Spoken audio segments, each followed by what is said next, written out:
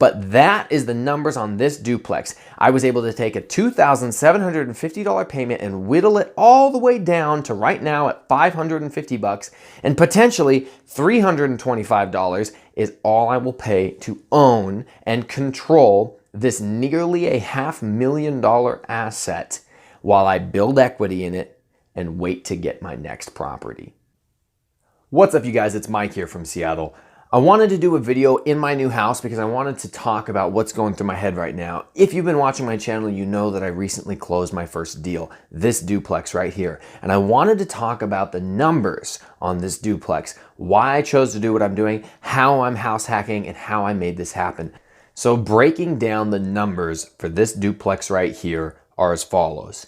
I was able to get my principal and interest and my homeowner's insurance and my taxes, so my total monthly bill, the total amount that I actually pay to the company, the lender, each month is $2,750 a month on this duplex, which is a 3-bedroom, 1.5 bath, 1,100 square foot per side, 1 car garage per side on a large plot of land.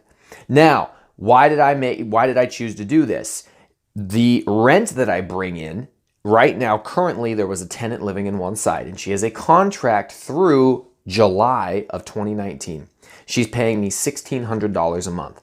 Now, $1,600 a month, if I did that on both sides, would get me $3,200. $3,200 is a cash flow positive of $450 a month. That means that every month, if I rent this place out on both sides, every single month, I'm making $450 by doing nothing. Now, something to keep in mind, you do want to account for repairs. You don't want to set money aside for unplanned costs, be it updating something, fixing something, eviction, God forbid, having to evict somebody. There's a whole bunch of different things that you need to set money aside for. But I knew that I was going to, A, house hack this thing, because the way I was able to get in with such a small down payment, which I put 5% down, such a small down payment was because it was going to be owner occupied financing. So I didn't have to put the full 20% down that most investors would have to put down on a true investment property. And I probably won't invest in this area because I don't know if it makes sense to invest in this area because prices are so expensive in the Seattle market. So again, I did owner occupied financing. Currently, I was paying $1,875 a month to live renting where I was. And I knew that if I moved in here, I would only have to make the difference up between what my tenant pays and what I pay. So my rent went from $1,875 down to $1,150 because I'm making up the difference between the $2,750 that the mortgage payment exists at and the $1,600 that the tenant pays. That's a difference of $1,150. That's what I'm responsible for each month. But I took it a step further. I actually have a roommate. My brother Saxon lives with me. So we split that $1,150 in half again. So now $1,150 just becomes $575. That's all I'm responsible for, is $575 a month.